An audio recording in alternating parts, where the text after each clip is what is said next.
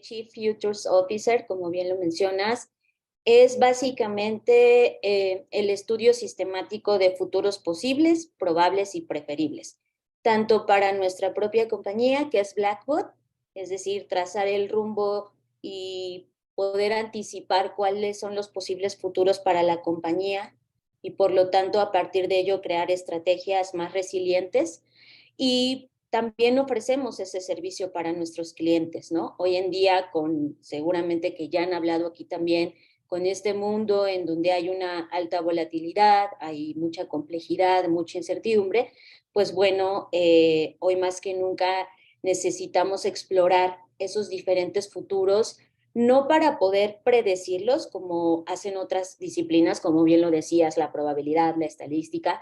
Acá no es la intención predecir o hacer modelos predictivos como tal, pero sí es poder anticiparnos al poder entender cuáles son las diferentes posibilidades que pueden ocurrir y que subyacen a cada uno de estos futuros, ¿no? Porque además vale la pena mencionar que para cada una de estas posibilidades, pues hay una serie de mitos, de creencias, de historia que suman parte y forman parte de este análisis para al final del día generar mejores estrategias de cara a los siguientes años. Americano, porque los estudios de futuros tienen dos fuentes de origen. Uno de ellos es el estadounidense y el otro es la perspectiva francesa o la corriente francesa.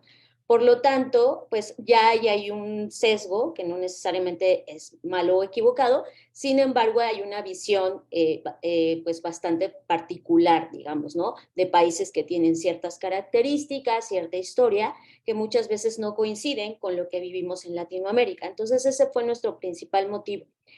Y básicamente lo que hemos usado existe un marco genérico de prospectiva que se realizó por un autor que se llama Joseph Boros, y lo que este marco genérico de prospectiva pretende, pues es justo eso, darnos como una guía básica de qué es lo que tiene que hacer una persona o una compañía para seguir un proceso exitoso de prospectiva.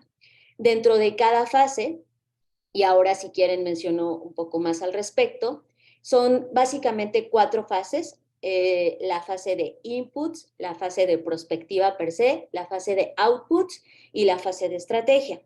Entonces, dentro de cada fase, evidentemente hay una serie de metodologías, herramientas que ya están bastante corroboradas, otras nuevas que han ido surgiendo con el paso del tiempo, que te permiten atravesar cada fase para al final, y esto es muy importante, obtener una estrategia. O sea, el resultado de todo este proceso no nada más es la ideación o la imaginación de estos futuros, que bueno, es importante y es el primer paso, pero lo más importante de todo este proceso es que haya una estrategia y que la estrategia se aplique para entonces realmente decir que tuvimos un proceso de futuros, o también como hoy muchos le llaman, de diseño de futuros, y que ese proceso, por supuesto, se va monitoreando, actualizando como cualquier estrategia, pero es resultado del análisis, perdón, de estas diferentes posibilidades. Algo que hacen muchos colegas es que dicen, no, es que está todo complicadísimo, tu planeación tiene que ser a cortísimo plazo. Bueno, un año es demasiado planear, tienes que planear a 6 meses, bueno, a un mes. Y yo les digo, no, o sea, mientras más incierto sea todo, más largo tiene que ser tu horizonte de planeación. ¿Por qué? Porque pues es claro que si planeas para lo que está pasando ahorita, o sea, es como planear qué vas a hacer cuando estás en medio de la revolcada de la ola. O sea, tienes que planear hacia mucho más largo plazo. Y bueno, tú lo estás confirmando. Ese es un muy buen punto. Digo, estoy totalmente de acuerdo contigo.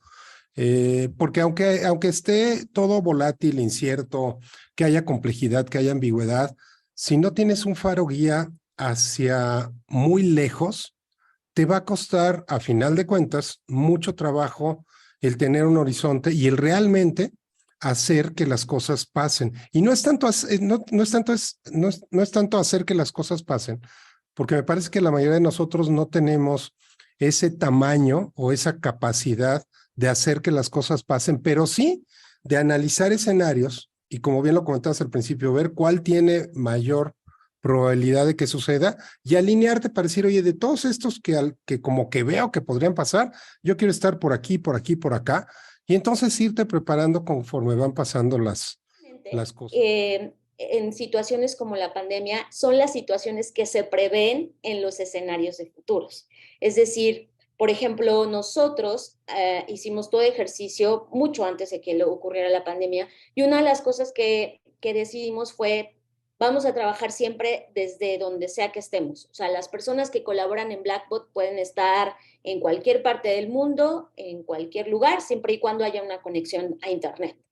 Por lo tanto, cuando llegó la pandemia, pues para nosotros no pasó nada en realidad en ese aspecto, porque pues ya estábamos trabajando en ese modus operandi, ya teníamos nuestros procesos muy bien delineados, etcétera. Entonces, no hubo afectación. ¿Por qué? Porque logramos prever no exactamente una pandemia, pero sí un fenómeno que pudiese afectar a nivel global. Nosotros pensábamos en catástrofes como, no sé, un apagón, una posible guerra, un posible desastre natural, etcétera, ¿no? Entonces, ver esas posibilidades te mantiene mucho más preparado y mucho más listo para esto. De hecho, cuando tú practicas esta disciplina, una de las cosas de las primeras fases en el proceso de inputs es el análisis y escaneo de la situación actual. Y cuando tú analizas y escaneas la situación actual, te das cuenta que hay muchísimas señales que te están avisando que posiblemente algo va a ocurrir. La pandemia es uno de esos fenómenos. Mientras el ser humano siga consumiendo animales, pues siempre va a existir ese riesgo o esa probabilidad de pandemias. Entonces es algo que deberíamos ya tener en nuestra agenda, en nuestra lista de posibilidades, y una serie de sucesos que nos han venido dando señales de que van a ocurrir o podrían ocurrir en algún momento. Lo peor que puede pasar es que no ocurran y que tú estés preparado para ello. Ser un mundo bastante complejo, pues no basta tener un plan lineal, necesitas tener un plan más resiliente, ¿no? Un plan, ahora muchos le llaman un plan de negocios plurianual, o sea, en donde ya no solamente es en un año ocurre lo que en 10 años pudo haber ocurrido, ¿no? Entonces, ¿cómo hacemos para tener todas esas visiones y esos análisis establecidos o reunidos en un solo lugar? Y eso es lo que hacemos nosotros. Ampliamos los ejercicios, hacemos que las compañías miren a otro lado. Voy a poner rápidamente un ejemplo.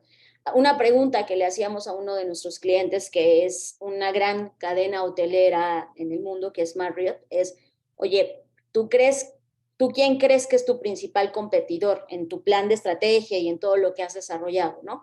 Y bueno, nos mencionaron, por supuesto, una lista de todas estas cadenas hoteleras que son competencia, y es, claro, pero ya contemplaste que Spotify, por ejemplo, podría ser tu principal competidor, y es como, no, ¿por qué? Ellos hacen streaming, y es como, ¿no te parece que la industria del entretenimiento podría migrar a tener un hotel donde tú puedas tener a los mejores artistas en tu cuarto de al lado, donde haya una gran terraza, donde haya un gran concierto?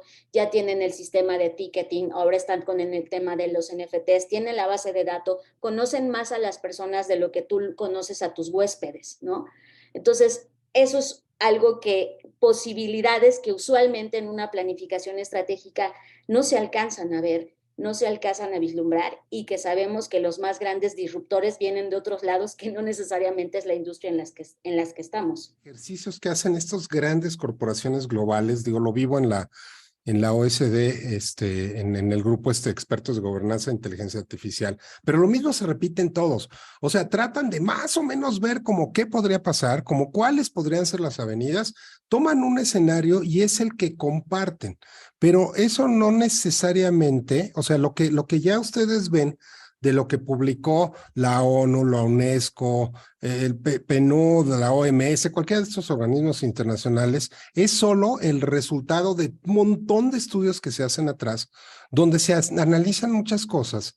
Pero aquí caemos mucho en el juego, Fernanda, de, híjole, ¿lo digo o no lo digo?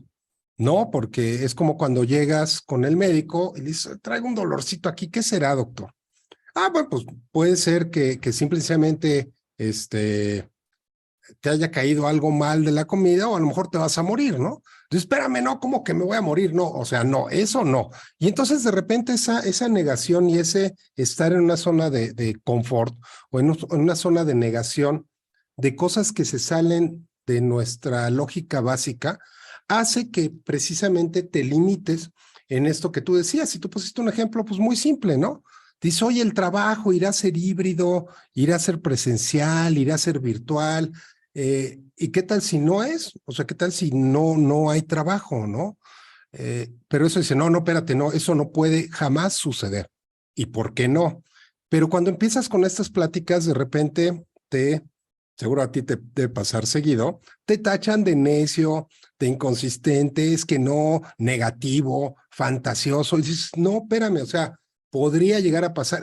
Sí, a lo mejor es muy remoto, a lo mejor no, no, pero bueno, a final de cuentas, siempre la evolución y los cambios causan este tipo de pensamiento y más ahora que es tan fácil poder conocer de todo. O sea, en un abrir y cerrar de ojos podemos estar, esto que nos comentaste ahorita, podemos estar buscando los autores, revisando y podemos llenarnos de 1000 horas de lectura en un abrir.